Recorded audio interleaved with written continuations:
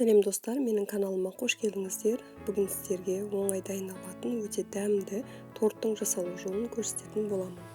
Бұл тәтті Түркияда өте танымал, аты да ерекше жылап тұрған торт деп аталады. Олай аталуының себебі үстіндегі шоколадты ганаждың шетінде ақ тұруы. Бұл тәттіні дайындау үшін бар жоғы 1 сағат қана уақытыңыз кетеді. Үйдегі бар азық-түлікпен дайындауға болады. Балаларыңызды өте сүйіп жейді деп ойлаймын. Уақытымызды босқа жоғалтпай, видеомызды бастайық. Тәттімізді ең алғаш бисквитін жасаумен бастаймыз. Ол үшін жұмыртқаны шағып, үстіне қантты салып, жақсылап көпіртіп аламыз. Достар, бұл тәттіні жасау үшін барлық азық-түлік тізімін описание бөлімінде қалдыратын боламын.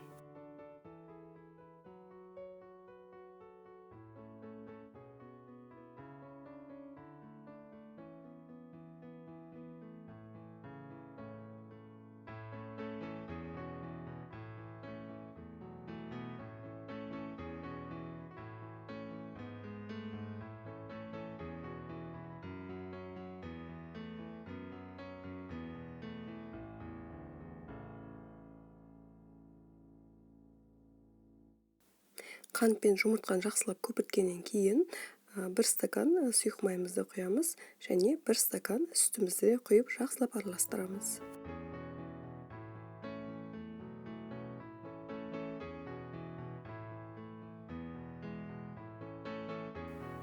Сұйық ингредиенттер жақсы араласқаннан кейін енді құрғақ ұнымызды, ванилин және разрыхлитель какаомызды салып жақсылап араластырамыз.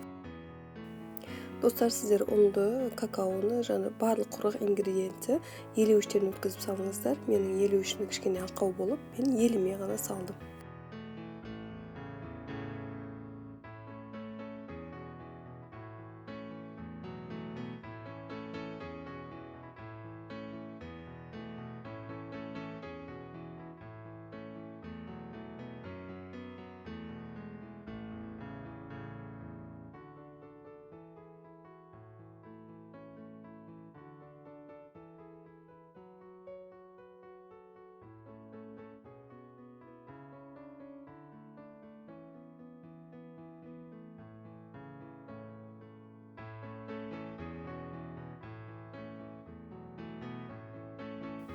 Достар, қаласаңыздар венчикпен, қаласаңыздар блендермен араластырсаңыздар болады. Мен ұнды елеме салғандықтан жартылай венчикпен, жартылай осылай блендермен езіп алдым.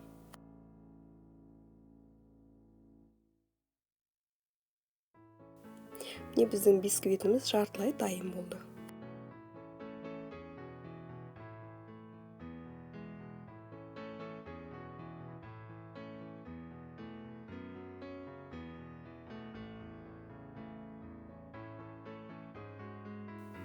Енді ыдысымызды жақсылап майлап, бисквитті құйып, 180 градуста жарты сағатқа пеште пісіріп аламыз.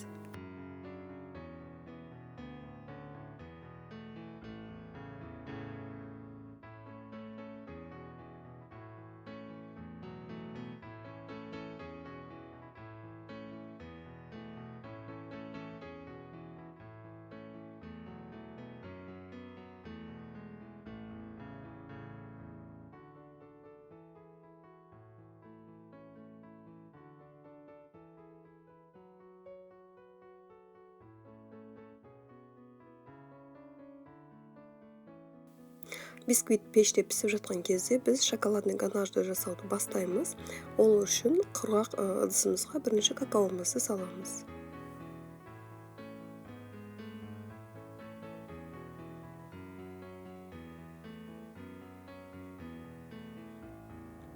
Артынан 5 ас қасық крахмалымызды саламыз. Крахмалдың қай түрі болса да бола береді.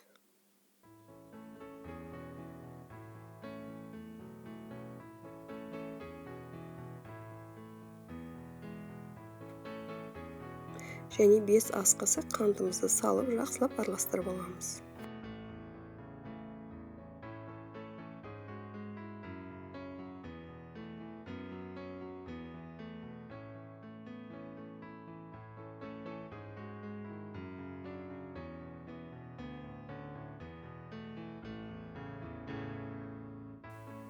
кургак ингредиенттерди жакшылап аралаштыргандан кийин 3 стакан салкын сүтүбүздү куюп, ошакта писирип алабыз. Писирүү кезинде оттун асты баяу болуу керек және міндетті түрдө жанынан айрылмай аралаштырып туруубуз керек.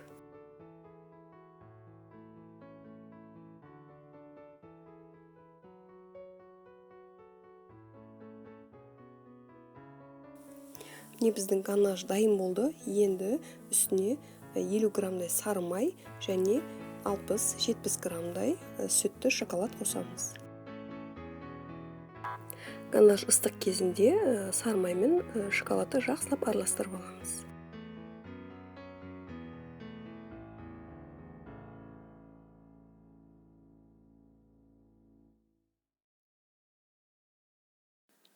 Биздин бисквит дайын болду. Енді бисквит суугандан кийин үстүнө 1 стакан салкын сүт куюп, барлык жерине жайып чыгабыз.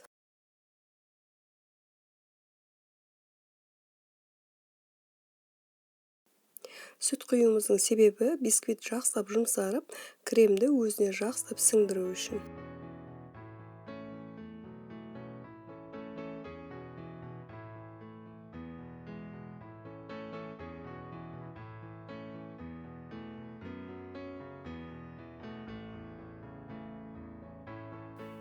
Енді кремди жасауды баштайбыз. Мен дайын крем порошок алдым.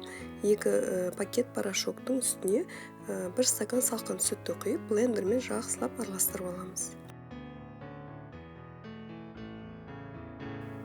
Достор, эгер сиздерде дайын крем болмаса, мен описание бөлүмүнө үй жагдайында жасалатын кремдин рецептин жазатын боламын.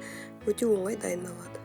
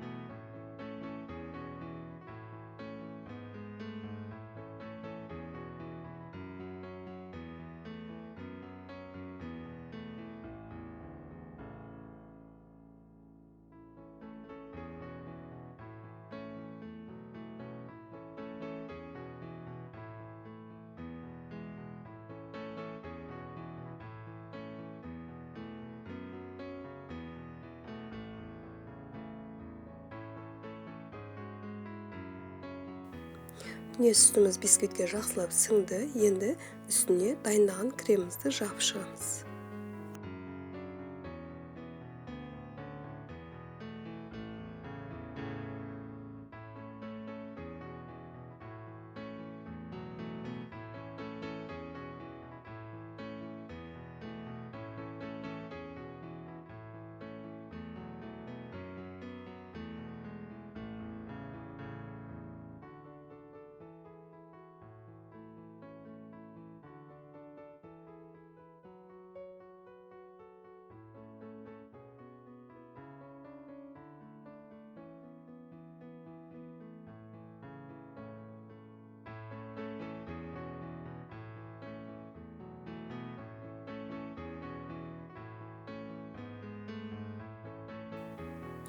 Кремди толуктай жаап чыккандан кийин шоколадный ганнаж жакшылап ичине сиңүү үчүн осулай бөлүктерге бөлөбүз.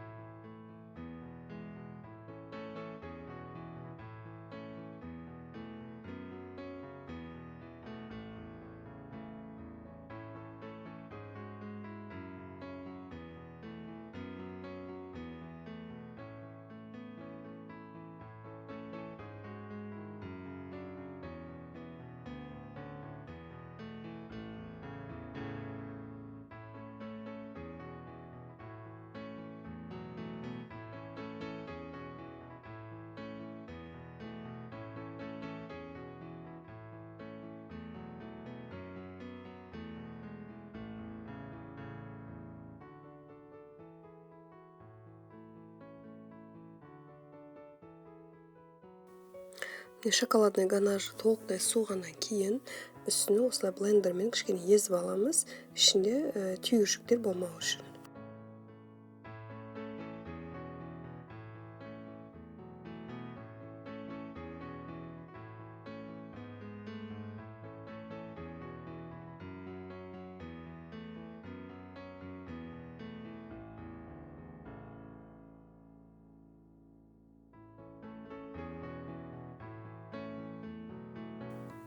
Тәттінің ең соңғы бөлігіне де келдік.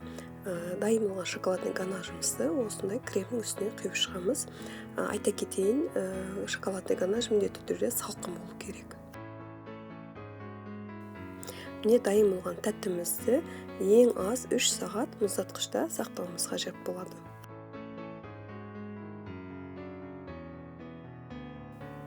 Достар, 3 сағаттан кейін жылап тұрған торт атты біздің тәттіміз осылай дайын болды.